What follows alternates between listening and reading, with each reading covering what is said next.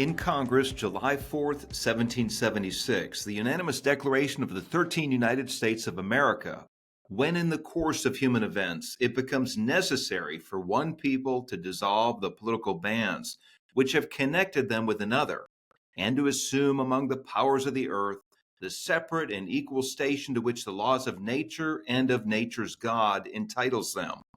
A decent respect to the opinions of mankind requires that they should declare the causes which impel them to the separation. Thank you for tuning in to the Commonwealth Matters. I'm your host, Richard Nelson, and I just read the opening lines of the Declaration of Independence, and we just celebrated our nation's 249th birthday. What a milestone. I'm going to go ahead and read just a portion of the Declaration and talk about the things that bless us as Americans, the things that we can rally behind, the things that we can celebrate as a people. And according to a latest Gallup survey, fewer and fewer Americans are celebrating America. There has been a decline in patriotism. And I'm going to explore why that's happening. And hopefully we can end up on a positive note as to those things that bind us together as Americans, those things that are worth celebrating. The Declaration of Independence goes on to say, "We hold these truths to be self-evident, that all men are created equal, that they are endowed by their Creator with certain unalienable rights, that among these are life, liberty, and the pursuit of happiness, that to secure these rights, governments are instituted among men, deriving their just powers from the consent of the governed, that whenever any form of government becomes destructive to these ends, it is the right of the people to alter or to abolish it, and to institute new government, laying its foundation on such principles and organizing its powers in such form as to them that shall seem most likely to affect their safety and happiness. Prudence indeed will dictate that governments long established should not be changed for light or transient causes. And accordingly, all experience hath shown that mankind are more disposed to suffer, while evils are sufferable, than to right themselves by abolishing the forms to which they are accustomed. But when a long train of abuses and usurpations, pursuing invariable the same object, evinces a design to reduce them under absolute despotism, it is their right, it is their duty to throw off such government and to provide new guards to their future security. Such has been the patient sufferance of these colonies, and such is now the necessity which constrains them to alter their former systems of government. The history of the present King of Great Britain is a history of repeated injuries and usurpations, all having in direct object the establishment of an absolute tyranny over these states. To prove this, let facts be submitted to a candid world."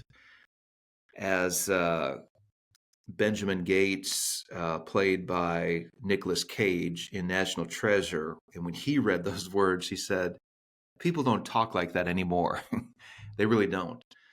Thomas Jefferson was the primary author of the Declaration of Independence. Benjamin Franklin and John Adams were key architects as well, but they put together perhaps the greatest political document in all of history, which outlined some very important truths: that we have a creator who endows us with rights. The important truth that in order for people to flourish, governments are charged with securing the inalienable rights of people.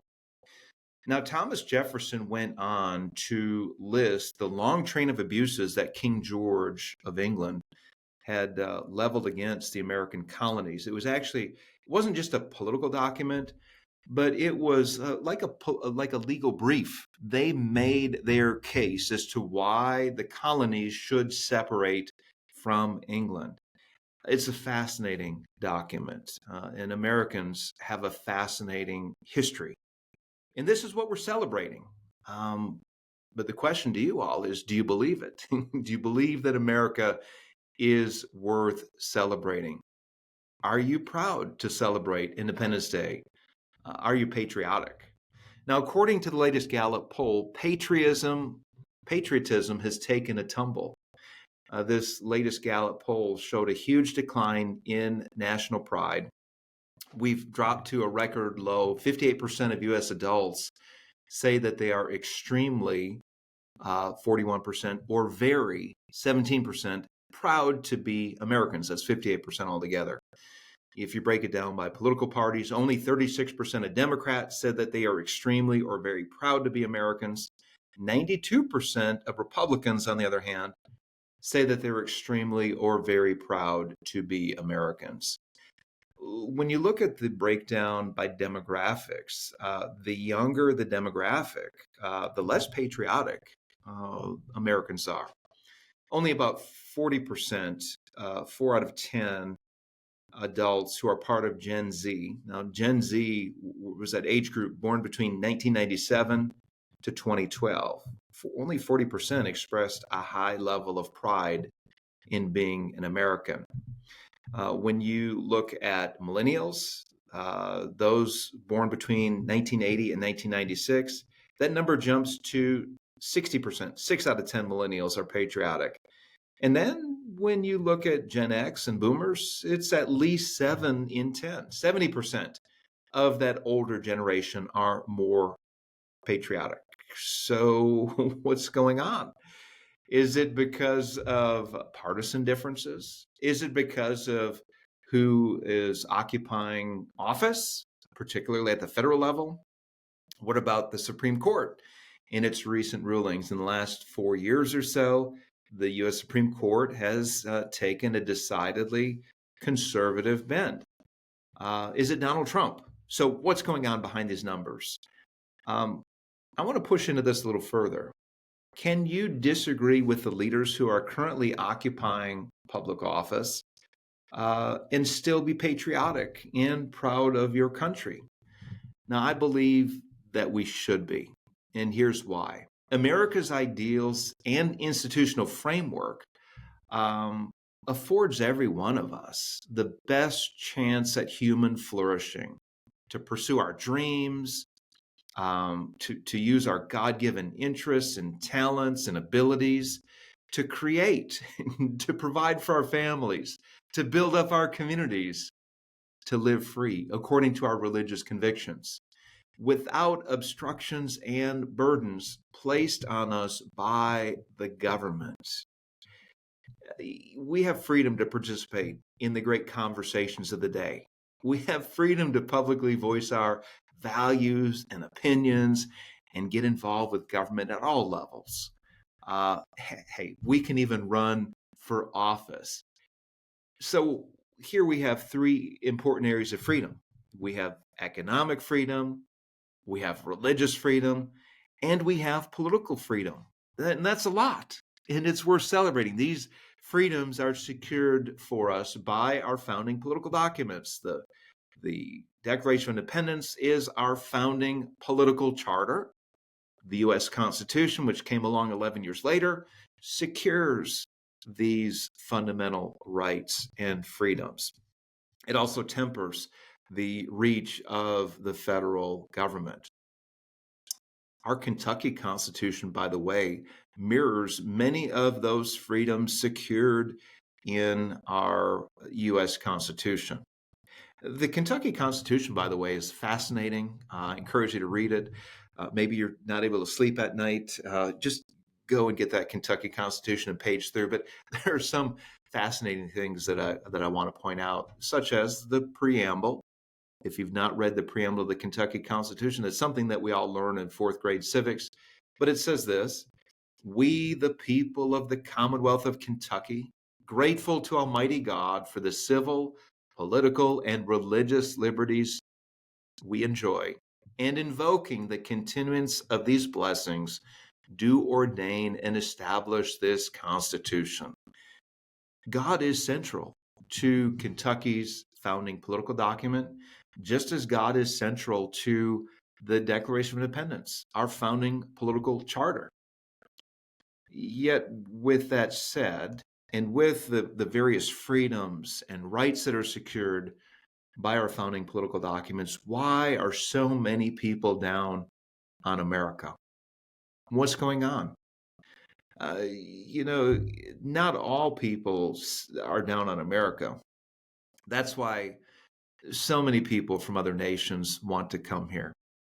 As it is, there are tens of millions of green card holders from foreign countries who are living and working here. Many millions more are waiting to become full citizens. They are waiting in line, they're going through the process, and they're spending their time and energy to become Americans. They've left their country, they've left their families, they've left all that they've known to become Americans. There's no other nation like it where people are lined up at the door to get in. Hi, Richard Nelson here with the Commonwealth Policy Center. Have you found yourself frustrated and angry about the direction of the country? Maybe you're watching Fox News and you see what's happening in Congress or in other parts of the country. Let me encourage you to turn your frustration and energy into a positive direction. Have you considered running for local office? And listen to me for a minute. You can have a greater impact on local elections and on policy decisions if you serve in local government.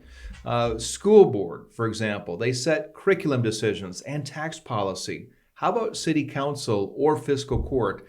These are very important elected offices where you can have a positive impact on. Consider running for local office. CPC is bringing candidate training events all across the state, and we'd love for you to join. If you've ever felt called to run or interested in running, come on and join us. You can find out more information at the Commonwealth Policy website at commonwealthpolicycenter.org. Go ahead and check it out, and we hope to see you in the fall. Let me press into this just a little bit further.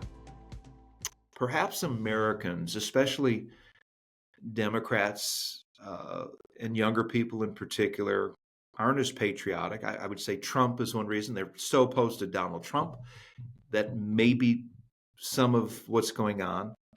But I would say that maybe it's because they've not understood our nation and our system of government and how it's differentiated from other systems of government. I guess you could probably say there are Republicans as well, and those and other political persuasions that don't fully understand our system of government. But perhaps they've never learned it in school. You know, civic education today is lacking.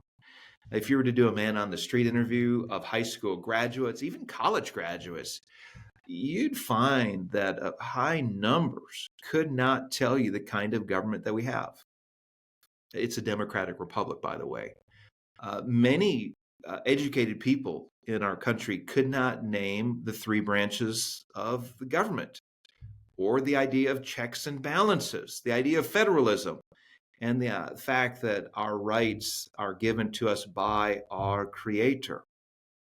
Now, when you don't understand what you have, it's easy to dismiss it. When you don't understand the kind of government and the freedoms that it is supposed to secure in a democratic republic like ours, and when you believe that that democratic republic isn't necessarily better than a communist regime, then all governments are the same. By the way, this is how New York City mayoral candidate Zohran Mamdani got elected. Mamdani is an avowed communist who believes that the city of New York should run the grocery stores. He's publicly admitted that he and his cause need to soft pedal their real aims because people yet don't believe, and I'm quoting from something he stated, that BDS and the end goal of seizing the means of production is what he is for. BDS is shorthand for boycott, divestment, and sanctions targeted towards Israel. So how does the city that was built on private property rights and free market ideals, only to become the financial capital of the world, elect a communist to be their mayor?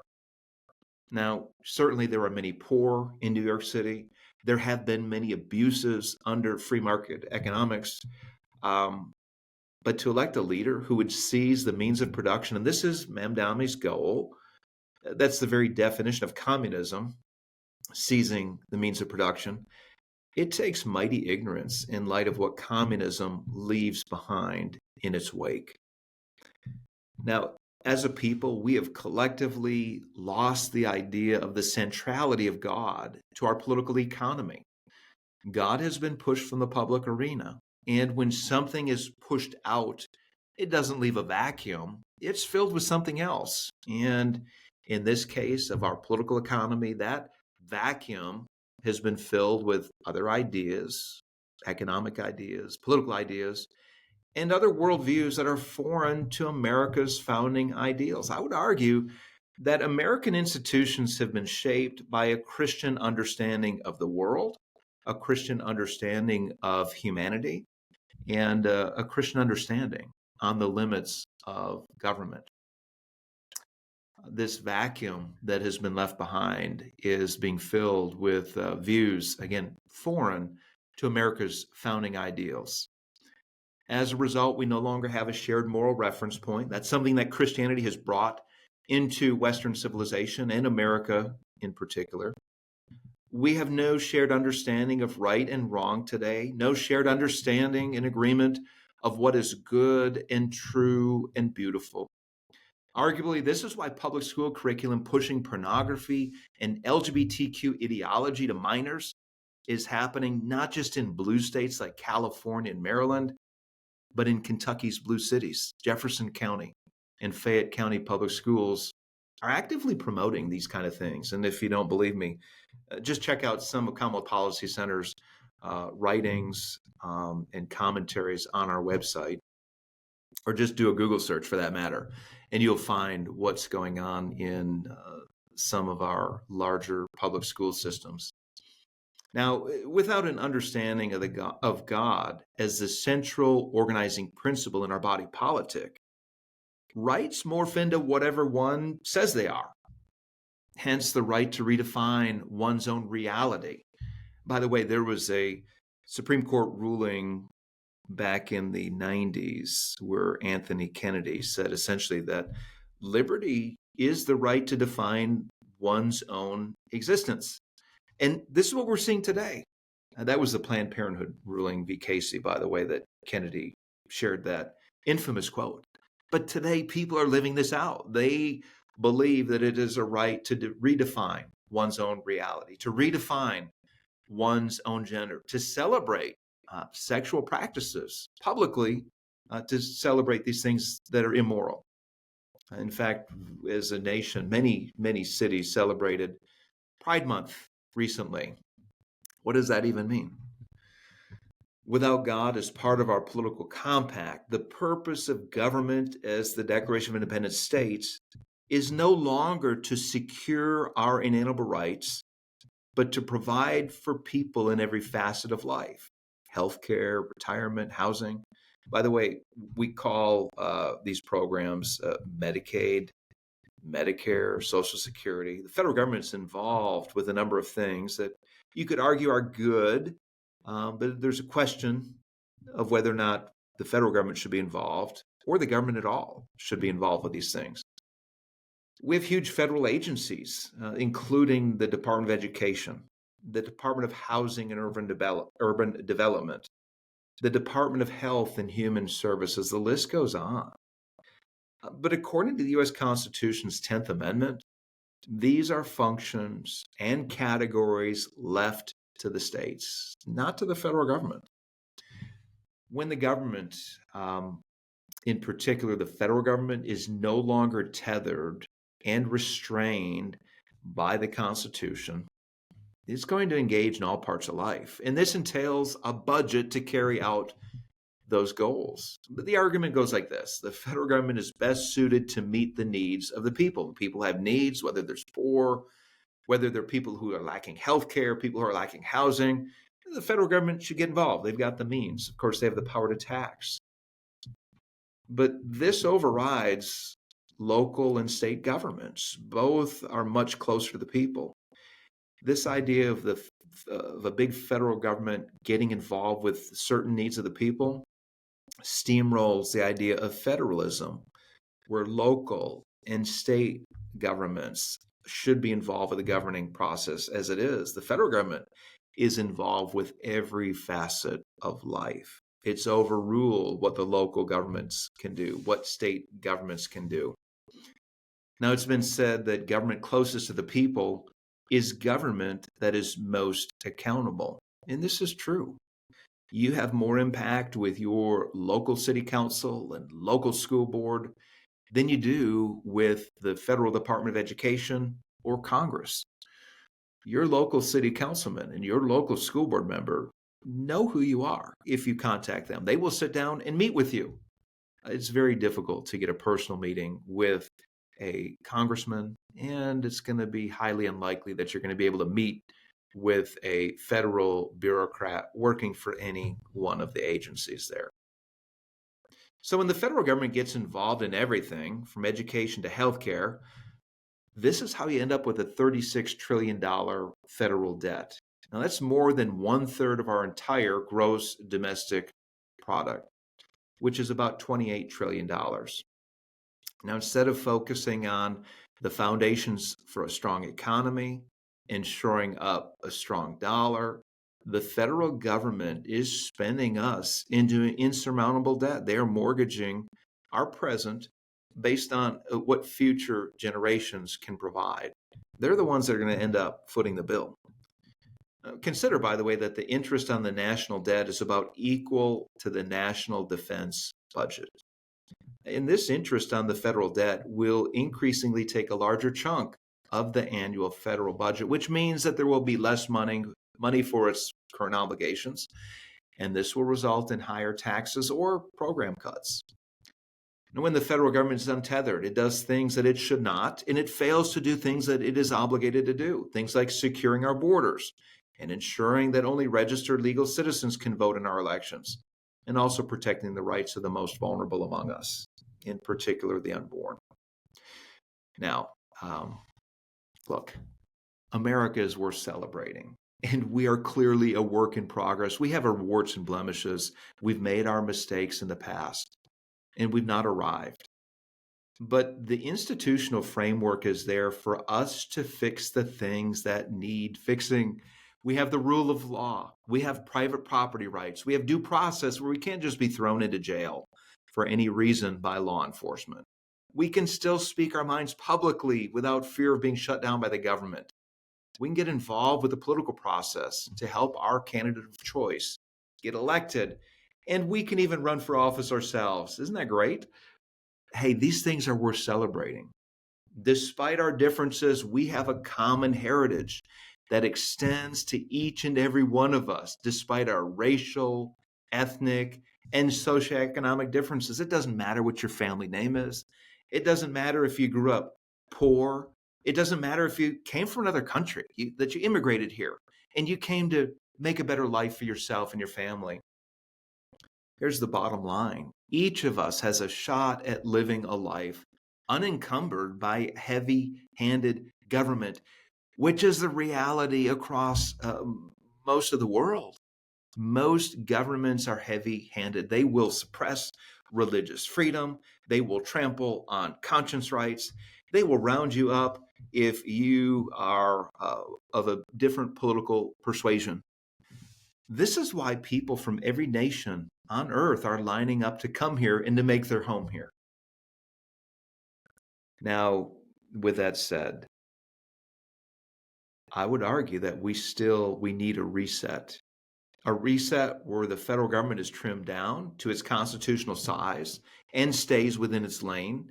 We need a reset where states are able to make policy that they believe is best for their citizens without federal encumbrances. And perhaps this reset is happening at the federal level. Just 3 years ago, the U.S. Supreme Court handed down the Dobbs decision, which defederalized abortion policy and sent it back to the states.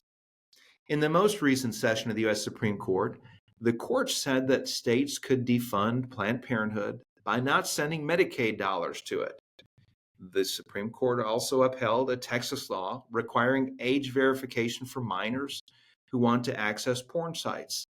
The court sided with concerned Maryland parents who wanted to opt their kids out of controversial LGBTQ indoctrination in public schools. The court upheld a Tennessee law protecting gender dysphoric minors from pursuing hormone therapy, puberty blockers, and surgical interventions that would have lifelong negative consequences.